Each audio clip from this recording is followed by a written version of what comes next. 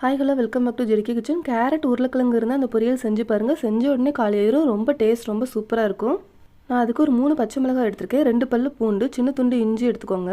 அதை உரலில் நல்லா இடிச்சுக்கோங்க. இல்லைனா மிக்ஸி இருந்தாலும் லைட்டாக கோர்ஸாக அரைச்சி எடுத்துக்கோங்க. ஒரு பேனில் கொஞ்சமாக எண்ணெய் ஊற்றிக்கிறேன். எண்ணெய் நல்லா சூடாந்துக்கிறோமா கொஞ்சமாக கடுகு, கொஞ்சமாக சீரகம் போட்டு தாளிச்சிக்கோங்க. நம்ம இடித்து வச்சுருக்க பச்சை மிளகாய், இஞ்சி பூண்டையும் ஆட் பண்ணி நல்லா வதக்கி விட்டுக்கோங்க.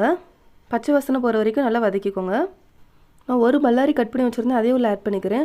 லைட்டாக வதக்கி விட்டுக்கோங்க. நான் அன்றைக்கி ஒரு உருளைக்கிழங்கு கட் பண்ணி அதை தண்ணியில் போட்டு வச்சுருக்கேன், அதையும் உள்ள ஆட் பண்ணிக்கிறேன். உருளைக்கிழங்கு ஆட் பண்ணதுக்கப்புறமா நல்லா வதக்கி விட்டுக்கோங்க. ஒரு 2 நிமிஷம் நல்லா வதக்கி விட்டுக்கோங்க. நான் அதுக்கப்புறமா ஒரு 2 கேரட் இந்த ஷேப்பில் கட் பண்ணி வச்சுருக்கேன், அதையும் உள்ள ஆட் பண்ணிக்கிறேன். நல்லா வதக்கி விட்டுக்கோங்க. ஒரு மூடி போட்டு கொஞ்சம் நல்லா வேக வச்சுக்கோங்க. அப்பப்போ எடுத்து பார்த்து நல்லா கலரி விட்டுக்கோங்க. கேரட் உருளைக்கிழங்கு எல்லாம் நல்லா குக் ஆனதுக்கப்புறமா தேவையான அளவு உப்பு ஆட் பண்ணிக்கோங்க. கொஞ்சமாக கருவேப்பிலை ஆட் பண்ணிக்கோங்க. கொஞ்சமாக மஞ்சத்தூள் ஆட் பண்ணிக்கோங்க. நான் ஒரு 1/4 ஸ்பூன் சில்லி பவுடர், ஒரு 1/4 ஸ்பூன் போல் கரம் மசாலா பொடி ஆட் பண்ணியிருக்கேன். நல்லா மசாலாவோட பச்சை வாசனை போகிற வரைக்கும் நல்லா வதக்கி விட்டுக்கோங்க. மூடி போட்டு 1 நிமிஷம் மட்டும் நல்லா வேக வச்சுக்கோங்க. மசாலாவோட பச்சை வாசனை நல்லா போகட்டும்.